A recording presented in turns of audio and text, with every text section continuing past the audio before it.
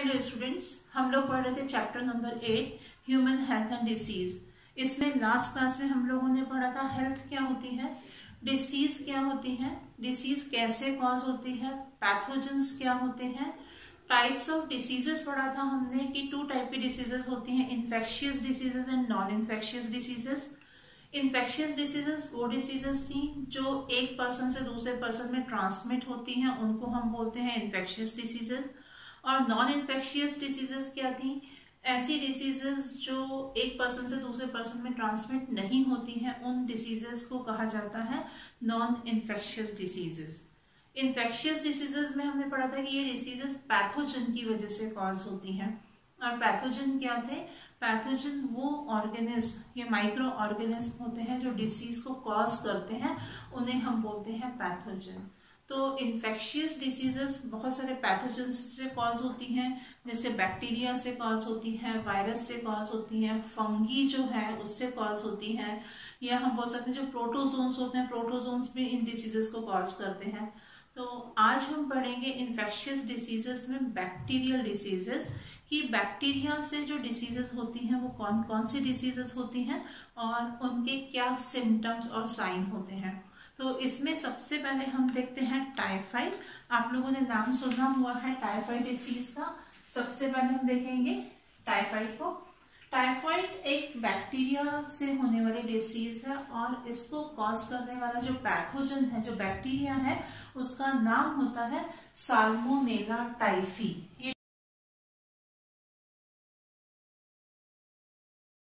Disease salmonella typhi bacteria से cause होती है। और ये डिसीज स्प्रेड कैसे होती है, हम बोल रहे हैं ये डिसीज इन्फेक्शियस है, तो कैसे स्प्रेड होती है ये डिसीज? ये डिसीज होती है कंटामिनेटेड फूड एंड वाटर का यूज करने से। It is spread by contaminated food and water. Rainy season में हमने देखा है कि फूड जो है वो कंटामिनेटेड हो जाता है या वाटर कंटामिनेटेड होता है। तो जब हम कंटामिनेटेड फूड या वाटर को यूज करते हैं तो इससे ये डिसीज कॉज होती है। It generally enter the small intestine, then migrate to other organs through blood. ये जो साल्मोनेला टाइफी बैक्टीरिया होता है ये हमारी स्मॉल इंटेस्टाइन के अंदर एंटर करेगा। जब हम कंटामिनेटेड फूड को खा रहे हैं या कंटामिनेटेड वाटर को पी रहे हैं तो इसके साथ में ये बैक्टीरिया जो होगा वो हमारे स्मॉल इंटेस्टाइन के अंदर पहुंचता है। स्मॉल इंटेस्टाइन से ये ब्लड के थ्रू माइग्रेट होता है बॉडी के दूसरे ऑर्गन्स में। इसके सिम्टम्स क्या है? Constant high fever. जो पर्सन टाइफाइड जिस पर्सन को हुआ है, जो पेशेंट होता है, उसको लगातार हाई फीवर रहता है और इसका टेम्परेचर जो है वो 39 सेंटीग्रेड से 40 डिग्री सेंटीग्रेड तक हो जाता है। फीवर बहुत हाई होता है। वीकनेस, ऐसे पेशेंट को कमजोरी महसूस होती है, बहुत ज्यादा कमजोर हो जाते हैं। स्टमक पेन होगा, पेट में दर्द होता है। लॉस ऑफ एपेटाइट, भूख कम लगती है। कॉन्स्टिपेशन, कॉन्स्टिपेशन मतलब होता है कब्ज होना। ऐसे पेशेंट को कब्ज की प्रॉब्लम हो जाती है, उनमें जो स्टूल होता है, जो मोशन होता है, वो प्रॉपर तरीके से नहीं हो पाता है। और कुछ पेशेंट ऐसे भी होते हैं, हम बच्चों की अगर बात करें तो बच्चों को लूज मोशन हो जाते हैं। हेडेक, सिर दर्द रहता है। इंटेस्टाइनल परफोरेशन एंड डेथ में अकर इन सीवियर केसेस।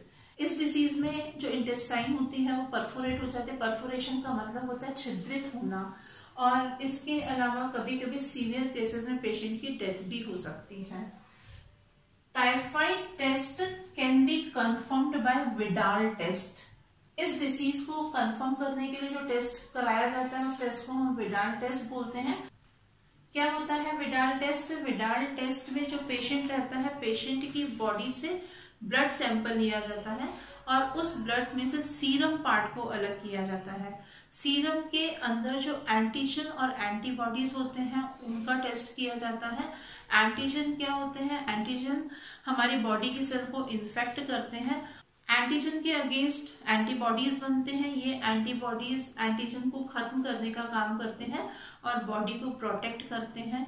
अगर सीरम के अंदर, ब्लड के सीरम के अंदर अगर एंटीजन H या O मिलता है तो ऐसा पेशेंट जो होता है वो टाइफाइड पॉजिटिव कहलाता है। Mary Mallon called typhoid Mary. जो मैरी मेलॉन है उनको टाइफाइड मैरी कहा जाता है। ये एग्जाम्पल यहाँ पर देना ठीक रहेगा। मैरी मेलॉन एक कुक थी जो खाना बनाती थी और वो दूसरों को जब खाना सर्व कर रही थी तो इससे ये डिसीज जो है वो दूसरे लोगों तक ट्रांसमिट हुई, इसीलिए इन्हें कैरियर ऑफ टाइफाइड भी कहा जाता है कि इन्होंने इस डिसीज को बहुत सारे लोगों तक ट्रांसमिट किया था। और टाइफाइड एक इन्फेक्शियस डिजीज है जो एक पर्सन से दूसरे पर्सन में ट्रांसमिट होती है। तो जब ये खाना बना करके दूसरों को खिला रही थी, डिसीज कुछ सालों तक दूसरे पर्सन में ट्रांसमिट होती रही, इसीलिए इनको टाइफाइड मैरी भी कहा जाता है। बैक्टीरियल डिसीजेस में अब हम पढ़ते हैं pneumonia. Pneumonia two bacteria Streptococcus pneumoniae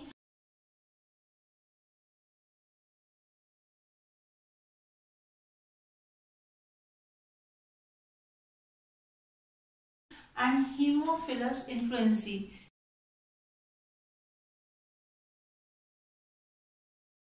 इन टू बैक्टीरिया से होता है। ये दोनों ही इसके पैथोजन हैं। ये दोनों बैक्टीरिया इस डिसीज को कॉज करते हैं। इस डिसीज में क्या होता है कि पर्सन के जो लंग्स होते हैं उन लंग्स के अंदर आपको मालूम है कि एल्वेलाई रहते हैं।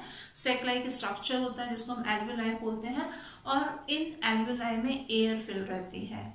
लेकिन जिन पर्सन को निमोनिया हो जाता है या जो पेशेंट रहते हैं उनके एल्वेलाई के अंदर एयर की जगह एक फ्लूइड फिल हो जाता है, जिसकी वजह से रेस्पिरेशन की जो एफिशिएंसी रहती है, रेस्पिरेटरी एफिशिएंसी उस पेशेंट की कम हो जाती है, क्योंकि एयर की जगह किसने ले ली है, एक फ्लूइड ने ले ली है।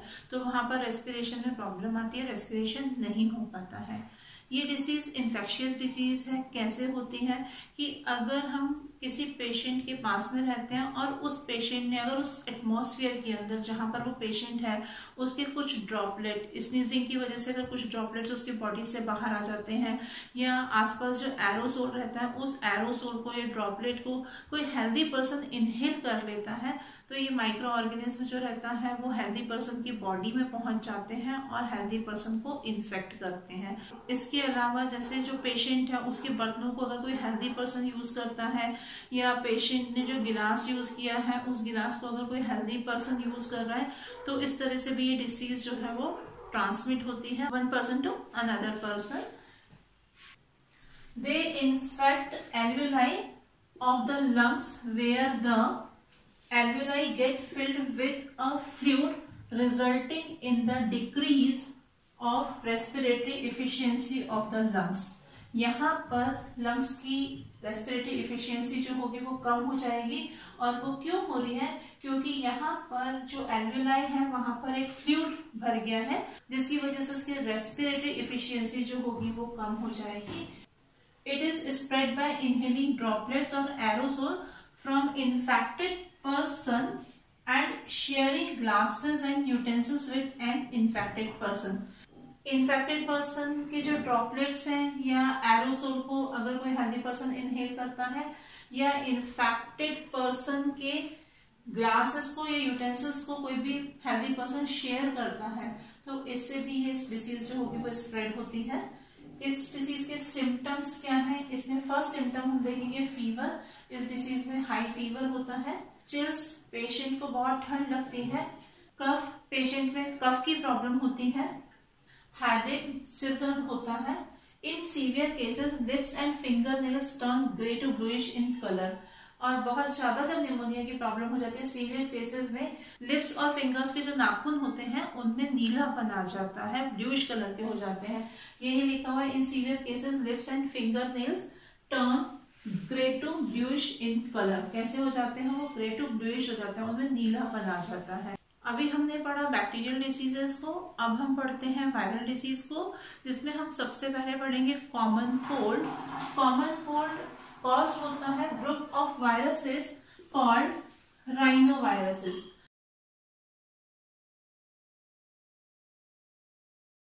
ये डिसीज वायरस के जिस ग्रुप से कॉज होते हैं उस ग्रुप को कहा जाता है राइनोवायरसेस कहा जाता है। ये वायरसेस नेजल एपिथेलियम को, आपको मालूम है कि नेजल चैम्बर में कवरिंग एपिथेलियम होती है, उस एपिथेलियम को इन्फेक्ट करते हैं या रेस्पिरेटरी पैसेज को इन्फेक्ट करते हैं, पर ये लंग्स को इन्फेक्ट नहीं करते हैं। तो ये वायरसेस क्या कर रहे हैं, these viruses infect the nasal epithelium को इन्फेक्ट कर रहे हैं एंड रेस्पिरेटरी पैसेज को इन्फेक्ट करते हैं, बट नॉट द लंग्स, ये लंग्स को इन्फेक्ट नहीं करते हैं। There attack last for about 3 to 7 days, यहाँ पर इसका जो इफेक्ट रहता है वो 3 to 7 days तक रहता है। It is spread by contaminated object like pen, book, cups etcetera. और ये डिसीज कैसे स्प्रेड हो रही है, जब हम इन्फेक्टेड पर्सन के ऑब्जेक्ट्स को यूज करते हैं, कंटामिनेटेड ऑब्जेक्ट को यूज करते हैं, तो ये डिसीज स्प्रेड होती है। जिसमें हम देखेंगे contaminated object like pen, books, cups etcetera, pen use कर रहे हैं, कप यूज कर रहे हैं, या उसने आपका लैपटॉप यूज किया है, उसी लैपटॉप को हम यूज कर रहे हैं, तो कंटामिनेटेड ऑब्जेक्ट को यूज करने से ये डिसीज जो है वो स्प्रेड होती है। Cough and sneeze droplet from infected person, जब किसी इन्फेक्टेड पर्सन के कफ या स्नीज के ड्रॉपलेट्स जो होंगे वो एटमॉस्फेयर में आ जाते हैं, और वो ड्रॉपलेट जब कोई हेल्थी पर्सन इनहेल करता है तो ये डिसीज स्प्रेड होती है। और क्या सिम्टम्स होते हैं इस डिसीज के, नेजल कंजेशन एंड डिस्चार्ज, नाक का बंद होना या बहना, सॉर थ्रोट, गले में खराश का होना, हॉर्सनेस, आवाज का भारी हो जाना, कफ आपको मालूम है कफ बनता है जब लोगों को कॉमन कोल्ड होता है तो कफ की प्रॉब्लम होती है, हेडेक, सिर दर्द होना एंड टायर्डनेस, थकावट होना, तो ये कुछ सिम्टम्स होते हैं कॉमन कोल्ड के। तो इस तरह से आज हमने पढ़ा बैक्टीरियल डिसीजेस को और वायरल डिसीज को। बैक्टीरियल डिसीज में हमने पढ़ा typhoid and pneumonia, and viral disease में हमने पढ़ा कॉमन कोल्ड को। नेक्स्ट क्लास में हम इसी चैप्टर को कंटिन्यू करेंगे। Thank you.